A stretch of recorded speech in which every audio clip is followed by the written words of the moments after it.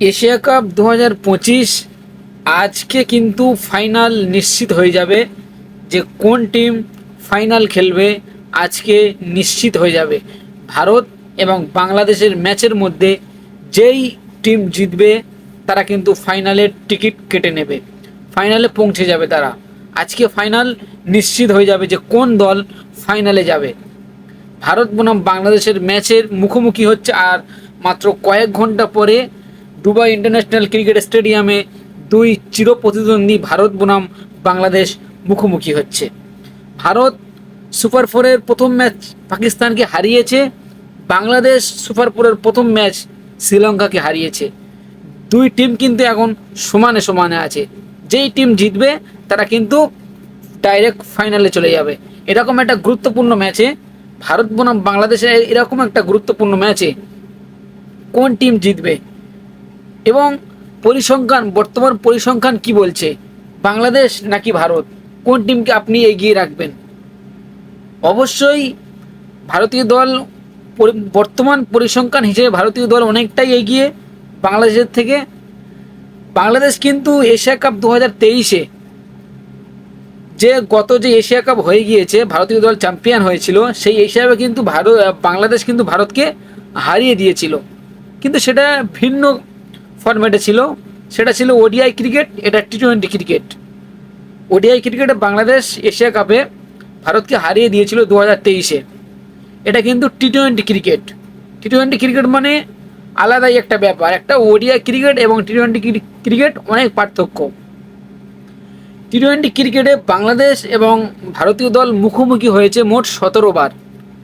17 বারের মুখোমুখির মধ্যে ভারতীয় দল জিতেছে 16 বার এবং বাংলাদেশ জিতেছে 1 বার।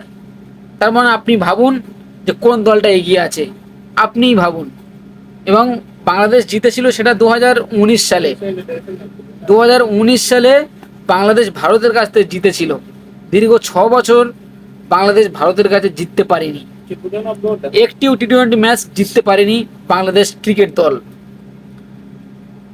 ভারতীয় দল পরিসংখ্যানের দিক থেকে অনেকটাই এগিয়ে, তবে বাংলাদেশও খুব একটা খারাপ খেলছে না। এশিয়া কাপ 2025-এ তারা সুপার ফোরের প্রথম ম্যাচে সুপার ফোরে উঠেছে এবং সুপার ফোরের প্রথম ম্যাচে শ্রীলঙ্কাকে হারিয়েছে। যেই শ্রীলঙ্কা কিন্তু এশিয়া কাপের 6 বার চ্যাম্পিয়ন হয়েছে, সেই শ্রীলঙ্কাকে সুপার ফোরের প্রথম ম্যাচে হারিয়েছে বাংলাদেশ। বাংলাদেশ মোটামুটি দুর্দান্ত ফর্মে আছে এবং তার থেকে বেশি ফর্মে আছে ভারতীয় ক্রিকেট দল। আবারও আমরা দেখতে চলেছি আজকে অভিষেক শর্মার ব্যাটিং পারফরমেন্স এবং ব্যাটিং ঝড়। বাংলাদেশের বিপক্ষে আমরা আবারও আজকে দেখতে পাবো অভিষেক শর্মার দুর্দান্ত ব্যাটিং। ভারতীয় দলের প্রথম একাদশ কীরকম হতে পারে বাংলাদেশের বিপক্ষে?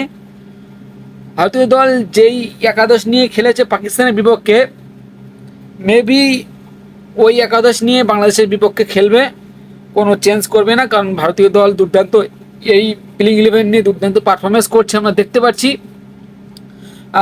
আর চেঞ্জ করার কোনো দরকার নেই।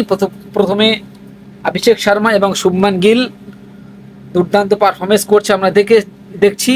তারপরে আসবে সূর্যকুমার যাদব, তারপরে তিলক ভার্মা, সঞ্জু স্যামসন, হার্দিক পান্ডিয়া, শিবম ডুবে, অক্ষর প্যাটেল, জসপ্রীত বুমরা, কুলদীপ যাদব এবং বরুণ চক্রবর্তী। ভারতীয় দলের এই 11 জন, যে 11 জন পাকিস্তানের বিপক্ষে খেলেছে তারাই খেলবে, কাউকে চেঞ্জ করবে না, কারণ একই মাঠে খেলা, একই পিচে, একই কন্ডিশনে খেলা, ওই জন্য চেঞ্জ করার কোনো দরকার পড়বে না ভারতীয় দলের, কারণ পারফরমেন্সটাও ভালো করছে এবং একই কন্ডিশনেও খেলা হচ্ছে। এতে চেঞ্জ করার কোনো প্রয়োজন পড়বে না ভারতীয় দলের। তাহলে বাংলাদেশ দল কি চেঞ্জ করতে পারে? বাংলাদেশ দল যে লাস্ট শ্রীলঙ্কার বিপক্ষে যারা শ্রীলঙ্কাকে হারালো, ওই একাদশ নিয়ে কি মাঠে নামবে? বাংলাদেশের কিছু ক্রিকেট ভিত্তিক ওয়েবসাইট থেকে শোনা যাচ্ছে যে বাংলাদেশের লিটন কুমার দাস ক্যাপ্টেন, তাকে চোট নিয়ে গিয়েছে, তাকে ইনজুরি হয়ে গিয়েছে, সে এখন খেলবে কি না এটা কিন্তু কনফার্ম বলতে পারছে না বাংলাদেশের ক্রিকেট ওয়েবসাইটগুলো। তারা এখন বলতে পারছে না যে লিটন কুমার দাস ফাইনালি খেলবে নাকি খেলবে না। লাস্ট পর্যন্ত টিম ম্যানেজমেন্ট চেষ্টা করে যাবে যে লিটন কুমার দাসকে খেলানোর জন্য, তবে এখন কোনো ফাইনালি খবর এখনও আসেনি। তবে লিটন কুমার দাস যদি না খেলতে পারে, তার জায়গায় খেলবে নুরুল হাসান সোহান, তিনি ক্যাপ্টেন্সি করবে ইতিমধ্যে শোনা যাচ্ছে। বাংলাদেশের প্রথম একাদশ কীরকম হতে চলেছে? প্রথমে তানজিদ তামিম এবং সাইফ হাসান। সাইফ হাসান আমরা দেখেছি শ্রীলঙ্কার বিপক্ষে দুর্দান্ত একটা ইনিংস খেলেছিল, 45 বলে 61 রানের ইনিংস দুর্দান্ত খেলেছিল এবং তিনি পারফরমেন্সও করছে, তাকে রাখবে এটা শিওর। এবং তানজিদ তামিম তিনিও একজন ইয়ংস্টার, তিনিও ভালো খেলে আসছে, তারাও মানে তিনিও আসবে। তানজিদ তামিম, সাইফ হাসান, দ্বিতীয় যদি লিটন কুমার দাস থাকে তাহলে আসবে, না হলে নুরুল হাসান সোহানকে পাঠানো হতে পারে।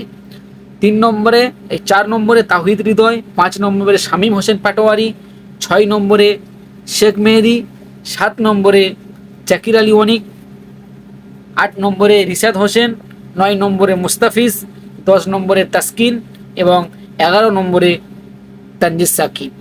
এই তানজিদ সাকিবকে নিয়ে গত 2 দিন আমি ভিডিও ফেসবুকে দেখছি যে তানজিদ সাকিব যে আউট করেছিল অভিষেক শর্মার, এইটা নিয়ে শুধু বাংলাদেশের ক্রিকেট ভক্তরা বলছে তানজিদ সাকিবকে খেলানো হবে, তানজিদ সাকিবকে খেলানো উচিত, অভিষেক শর্মার উইকেটটা নেবে। যখনই অভিষেক শর্মা উইকেটটা নিয়েছিল তানজিদ সাকিব, তখন কিন্তু অভিষেক শর্মা অতটা ফর্মে ছিল না এবং তখন নতুন সবে জাতীয় দলে চান্স পেয়েছিল অভিষেক শর্মা। এখন কিন্তু অনেক পুরাতন, এখন অনেক পারফরমেন্স করছে, দুর্দান্ত পারফরমেন্স করছে।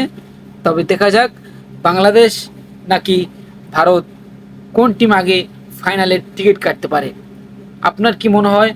অবশ্যই আপনার মতামত আপনি কমেন্ট বক্সে জানাবেন এবং ভিডিওটি ভালো লাগলে লাইক কমেন্ট শেয়ার করবেন এবং আমার চ্যানেলে নতুন হয়ে থাকলে তাহলে অবশ্যই চ্যানেলকে সাবস্ক্রাইব করবেন।